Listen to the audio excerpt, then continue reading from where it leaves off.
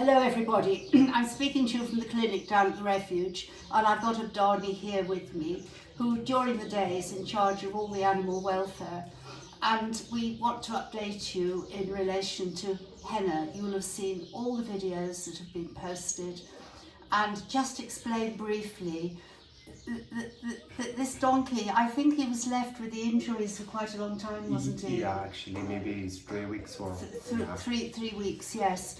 And we're very grateful to the association who referred him to us, and we had no alternative but to do what we could as quickly as we could on our really amazing drivers from Agadir. Brought him down overnight in the cool.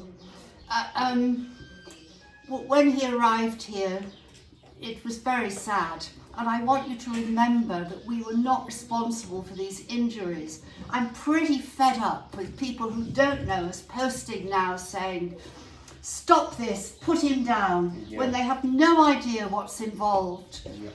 I think it's fair to say that, as I've explained before, the vets out in the field, they won't do anything till they've been paid, will they, are you? When you're a Moroccan, and Simo's out there, he can hear me, and he agrees. People aren't always in a position to pay the vets, and they try the very best they can. And I'm sure that the association who referred him to us don't have the resources that maybe we have, because we have a charity in England which helps hugely. Now, we had no alternative but to bring him here. Imagine how awful that was for the donkey. A 3-hour drive. And the vet came in this morning. Now, many of you will know we had a donkey in a similar situation just over a year ago called Shoof. And we managed to get him to the stage where he could use a wheelchair. And perhaps we'd hoped we could do the same. But Shoof was female, this donkey was male. Yeah, exactly. And he was big and he was strong and he was young. And we realised we'd never get him into a wheelchair. Yeah. And the vet told... Also, madam, Shoof, if you remember, Shoof, she comes straight to us when she has the injury. She came straight to us. But yes. One is still for this 3 one weeks. was terribly infected and had injuries on his body that were infected as well.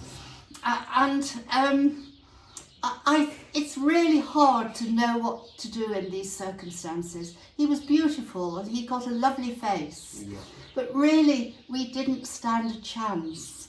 But you know what I'm like, I'll always try if we can. But I think all the boys, and they're all out there as well, we made the joint decision with the vet that we had to sadly let Henna go over the Rainbow Bridge.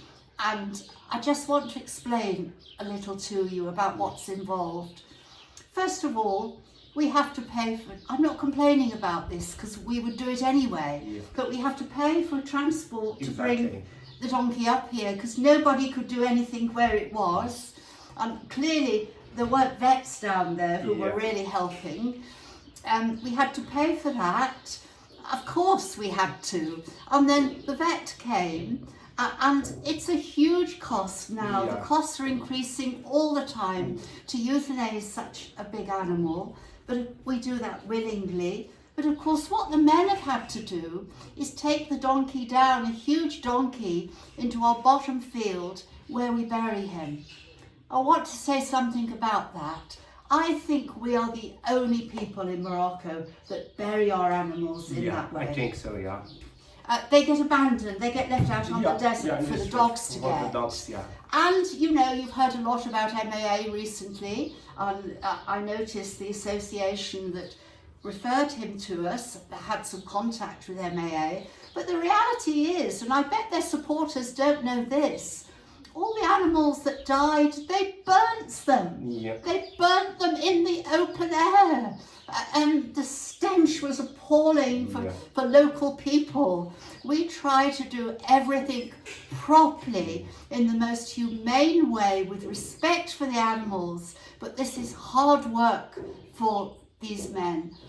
And I ultimately had to accept responsibility for the decision but it was the team here who made the decision. Yeah, exactly. Ayub isn't here at the moment, but Ayub made it perfectly clear. Yeah. He thought there was no chance for this donkey. Yeah, also, Ayub is agree with us. He did agree with us. Yeah, Yes. yeah. I mean, there's no one. I think we have to admit the star here when it comes to horses and donkeys and surgery is Ayub, and we were all of the same opinion. I hope you understand.